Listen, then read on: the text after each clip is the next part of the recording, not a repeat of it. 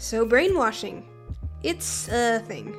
Though people often tie brainwashing to fiction and silly tales in storybooks, from first-hand experience, I can say brainwashing is very real and very scary. However, brainwashing is not very easy to spot, or even noticeable that it's happening. So that's why I'm here to discuss how brainwashing is carried out, and how it relates to some very haywire boarding schools. Before we dive into this lesson, let us first take a look at what the term brainwashing means. Defined by Oxford Dictionary, brainwashing is the process of pressuring someone into adopting radically different beliefs by using systematic and often forcible means. Likewise, defined by Wikipedia, brainwashing is the concept that the human mind can be altered or controlled by certain psychological techniques. Brainwashing is said to reduce its subject's ability to think critically or independently, to allow the introduction of new, unwanted thoughts and ideas into their minds, as well as change their attitudes, values, and beliefs. So the question is, what are these techniques? According to Britannica, the techniques of brainwashing typically involved isolation from former associates and sources of information, an exacting regimen requiring absolute obedience and humility, strong social pressures and rewards for cooperation, physical and psychological punishments for non-cooperation, ranging from social ostracism and criticism, deprivation of food, sleep, and social contacts, to bondage and torture, and continual reinforcement. The formula for brainwashing is a very simple one.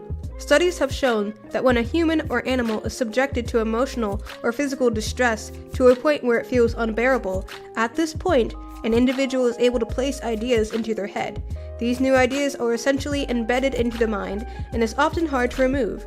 Brainwashing is the process of breaking down someone's mental state and building it back up the way you want it to. Now, using this information gathered, we are going to compare it to the examples of the many times these abusive boarding schools have implemented brainwashing tactics on defenseless children. Starting back with the technique stated by Britannica, the first one being isolation from former associates and sources of information. Take Circle of Hope and Agape Boarding School as your first example. Upon arrival, students are stripped of their phones and are never allowed to watch TV or have access to internet. At these boarding schools, you are only allowed to have 15-minute monitored phone calls every 2 weeks, and you are only allowed to reach out to your family. Never were you allowed to reach out to your friends or any other group of people. Only your family, aka the people who want you to stay at the boarding school, thus cutting off any information from the outside world and only allowing the information that they want you to see or hear. The second technique is an exacting regimen that requires complete obedience and humility. Upon arriving at Agape boarding school, boys are strapped down and forced to have their heads shaved on the spot, whether they want to or not, instilling in them an immediate effect of humility. Strict obedience is only expected at these schools, and the smallest of infractions to their plethora of rules, such as forgetting to say yes ma'am or sir, could result in severe punishment. In fact, a constant verse from the Bible that children from Circle of Hope had to repeat daily was to be obedient to your authority. The third technique discussed are strong social pressures and rewards for cooperation. In these boarding schools, children are constantly pressured into conforming to the program. And I do want to note that I said conforming to the program as opposed to me saying behaving, because at the end of the day, children don't go very far by simply behaving in these programs, but only by conforming. And forcing a child to conform is never okay. Children are unique and deserve to express themselves in various different ways. Day in and day out, children were pressured into behaving like everyone else did. If you were appointed to be a higher authority, which frequently happened when they felt that you have successfully submitted to their will, you were expected to be cruel and harsh to the ones that had not yet adjusted. This could even include hurting your own peers, such as the infamous restraint that is so prevalent in these systems, a process in which the victim is pinned to the floor while several people push down on sensitive pressure points. Rewards for, quote, cooperation include promotion, certain levels of privileges, and in some cases, your freedom. The fourth and final technique is physical and psychological punishments for non-cooperation, ranging from social ostracism to criticism, deprivation of food, sleep, and social contacts, to bondage and torture, and continual reinforcement.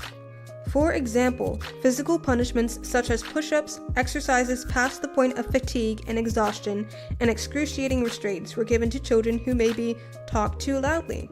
Social ostracism was implemented when children in lower shirt colors had to segregate away from the higher shirt colors as punishments and as a way to humiliate.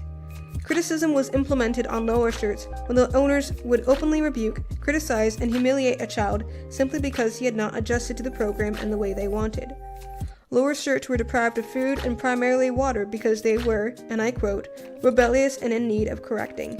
And in these schools, they can take anything away from you, including sleep and social contacts, or anything that might bring you joy, anything that might give you a small taste of freedom. In these schools, you are treated like nothing. If you are a parent with a student in Agape boarding school or any of the schools involved in the troubled teen industry, please be wary of the information that was just discussed.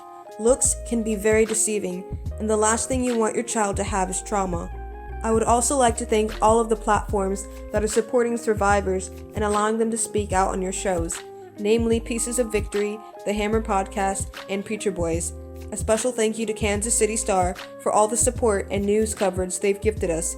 And last but not least, thank you to my very dear audience. I thank each and every one of you for watching, and I hope you found this video to be helpful and informative. God bless. Fight on.